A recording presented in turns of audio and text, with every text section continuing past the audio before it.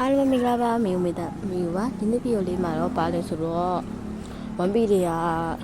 character ဖြစ်တဲ့ God ဦးစောသူ့ရဲ့နာမည်အရင်ကတော့ဦးစောပါသူ့တော့ God ဦးစောလို့ခေါ်ကြတယ်ပေါ့နော်ဒီနေ့ဗီဒီယိုလေးကဘာပြောမှလဲဆိုတော့God ဦးစောရဲ့အကြောင်းပေါ့နော် God ဦးစောရဲ့ကြော်ကြသွားမှာဖြစ်ပါတယ်ပထမဆုံးအချက်ကတော့ပထမဆုံးအချက်မဟုတ်ဘူးပေါ့နော်သူ့ရဲ့အကြောင်းနဲ့စလိုက်မယ်ပေါ့နော်ဦးစောကကျတော့လူဖီကတော့ဦးစောဗလဲသူ့ရဲ့ဆွဲဖွဲ့ထဲမှာ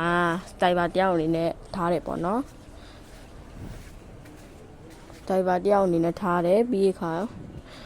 တော့ဒုတိယအချက်အနေနဲ့ကတော့သူရှိမှာကိုယ်ပိုင်ချုံနေရောကြာရှိရပေါ့နော်သူ့ရဲ့ပုံစံနှာခေါင်းချုံပြီးတော့သူ့ရဲ့လေးကွာလည်းပါတယ်ပေါ့နော်ပြီးတော့သူ့အုပ်ထုပ်စကရင်ချာအုပ်ထုပ်လည်းပါတယ်ပေါ့နော်တတိယအချက်တော့သူ့ရဲ့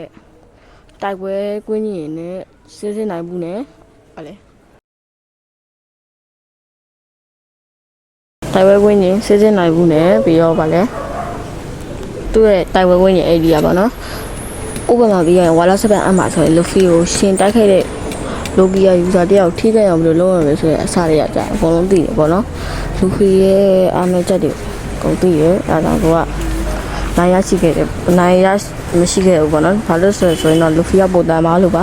သူကဝီလီထိုင်ရုံဆိုရက်လူတော့အောင်လည်းမပါပြီးရောဝီလီထိုင်ရုံလည်းတော့အောင်ထည့်တဲ့နာမီချပါနဲ့ဦးစိုးတော့လည်းမဦးစိုးရပဲဦးစိုးပဲချင်းဟာကီတုံးတဲ့ဘယ်လေးချင်းပါပေါ့နော်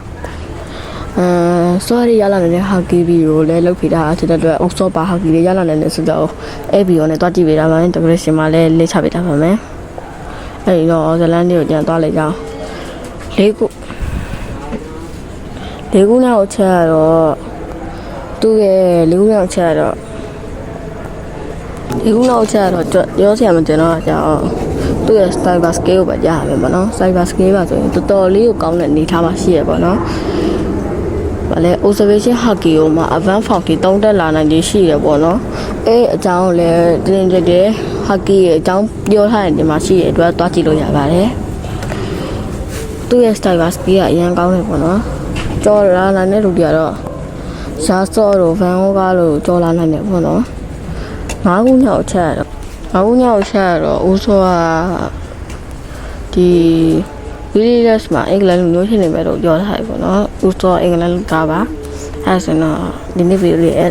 နေပဲဆုံးသက်ချင်ပါတယ်အားလုံးပဲဒီနေ့ဗီဒီယိုလေးပဲကြိုက်လို့ဆိုရင်တော့ like share subscribe နဲ့ share လေးလုပ်ပေးကြပါဦးအားလုံးပဲ bye bye